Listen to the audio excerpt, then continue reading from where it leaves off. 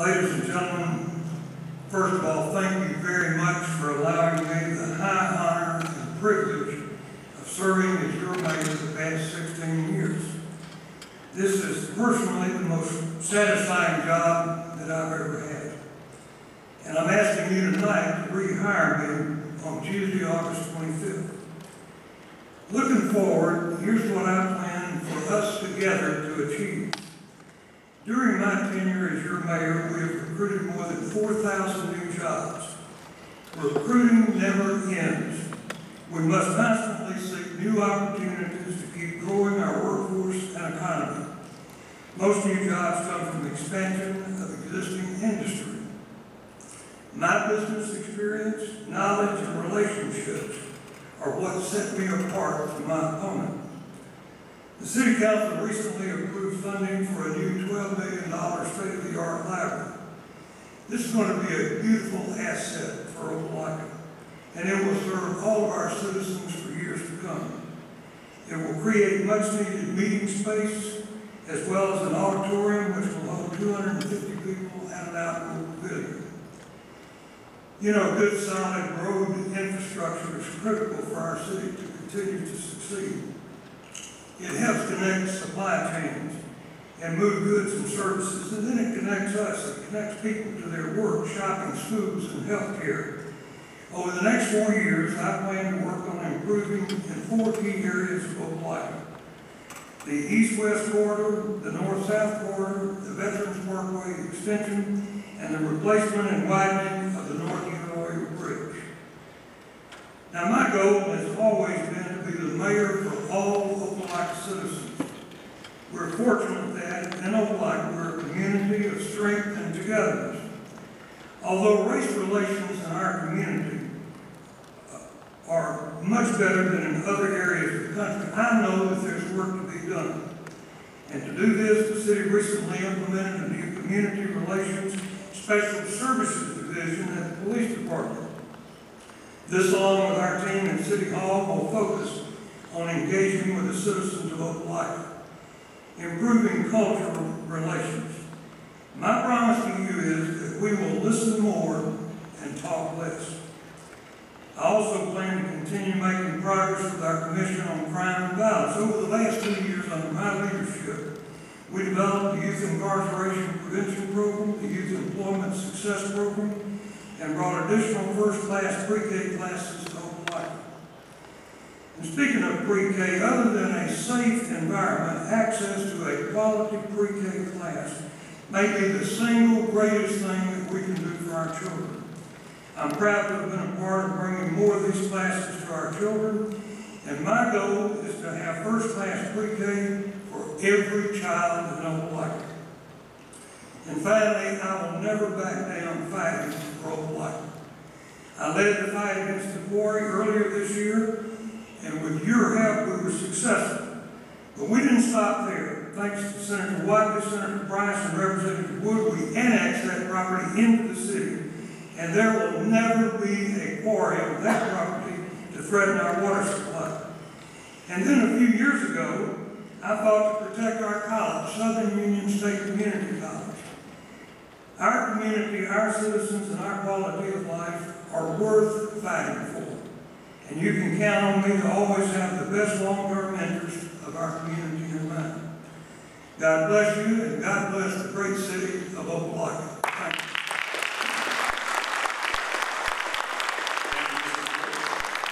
And I invite Tiffany Gibson-Pitts to the stage, to the podium.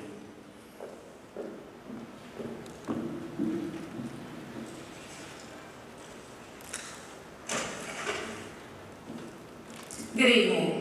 I would like to take this opportunity to thank the Opelika Chamber and others for making this event possible. I would also like to thank those who are here or are watching from home for showing interest in our local government. When I was in high school, I resided in Bennett's Trailer Park. It was a high-crime area, and the living conditions were unfavorable. I recall being told by a relative that his mother didn't mind him visiting me, but he couldn't come over after dark. I immediately said, "Why would she say that?" It wasn't until that very night, when I was down on the floor listening to gunshots ring in the air, that I realized the why.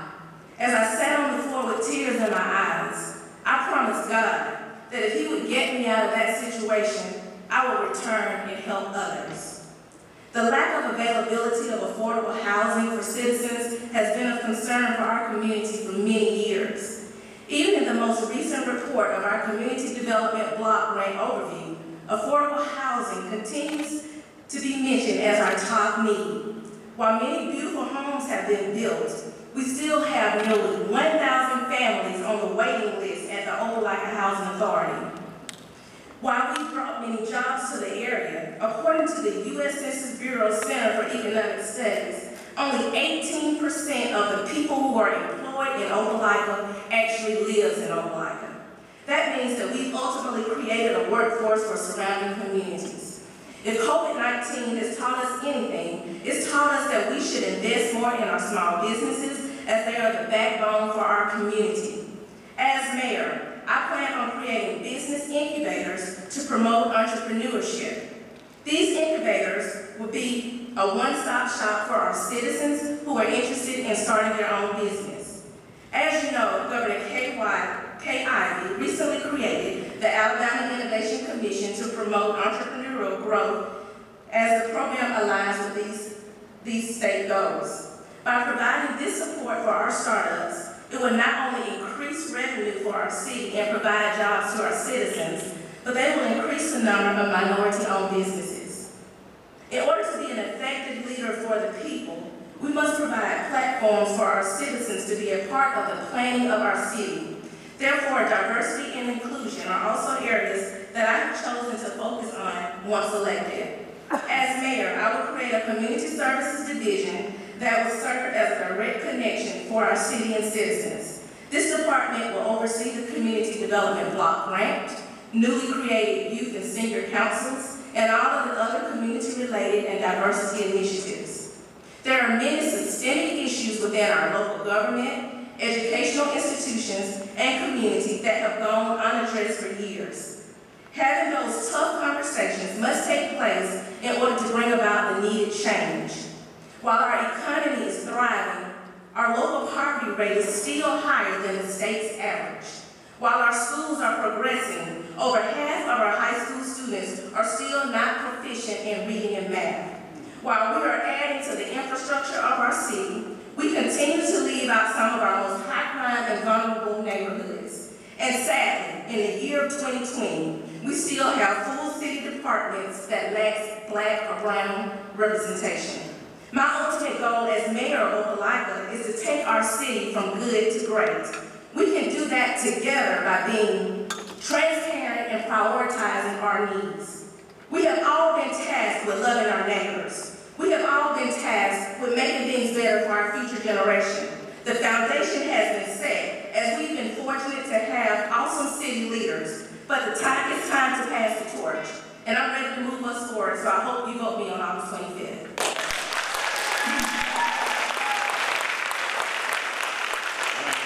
We do have time for a couple of questions. These were submitted to the Opelika Chamber and were selected by the Candidate Forum's nonpartisan planning committee. There'll be 2 minutes to respond to the question. The first question, Tiffany will go first, Mayor Floyd will go second. I'll give you some time to compose your thoughts before you begin.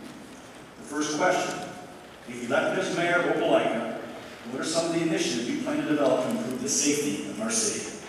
Whenever you're ready to begin, compose your thoughts.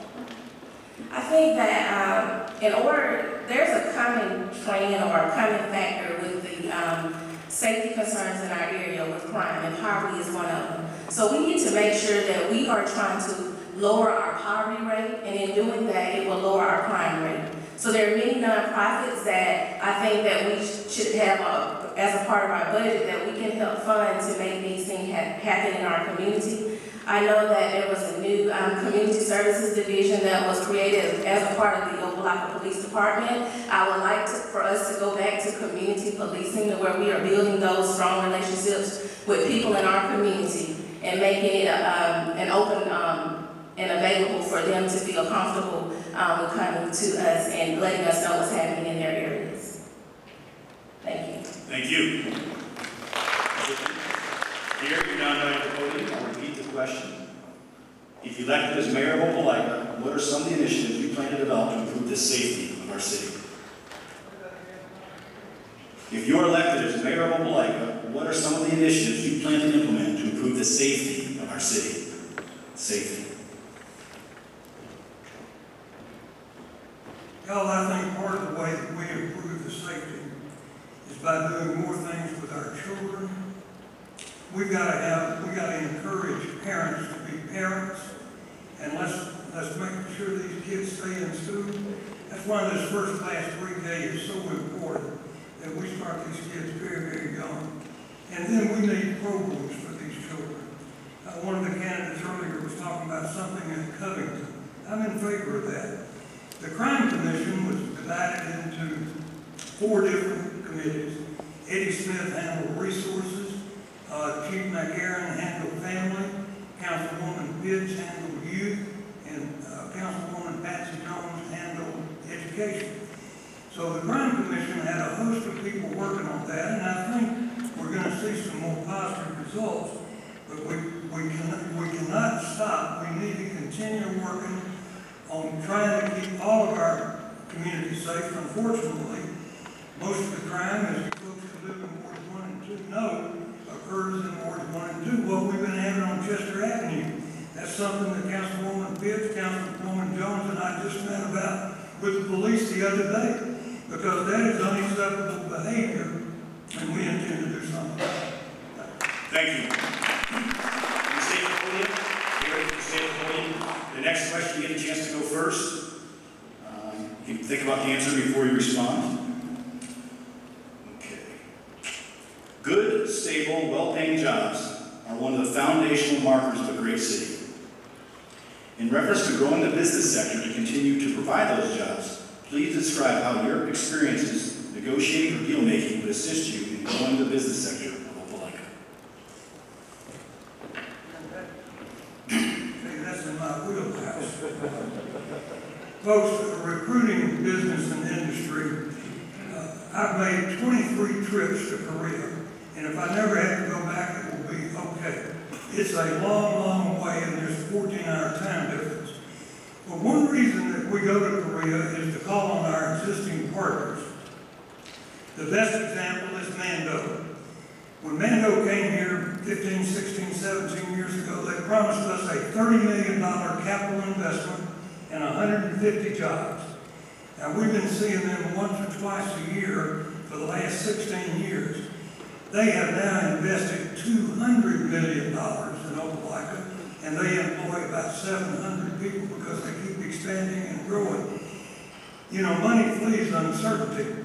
Obviously, Mando is having a great experience in Opelika with our workforce, with our schools, with our quality of life. So we need to make sure that we maintain those relationships with business people and work with them, whether it's retail or manufacturing or whether it's the service industry. So I'm all about good paying jobs for our people.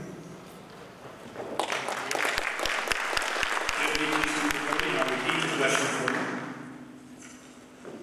Good, stable, well-paying jobs are one of the foundational markers of a great city. In reference to growing the business sector to continue to provide these jobs, please describe how your experience negotiating or deal-making would assist you in growing the business sector of Opelika. Okay, well, my background is in education, so I've made a lot of deals with kids, so I'll say that's about even for about the same. I think that as long as we continue to offer these large businesses the amount of incentives that we do in order for them to come to our city, they will continue to come. What I would like to do is work with our economic development department to make sure we're bringing more white-collar jobs into our area, because when our students leave here and go off to college, they need to know that they will still, if they want to come home, there's a place for them here.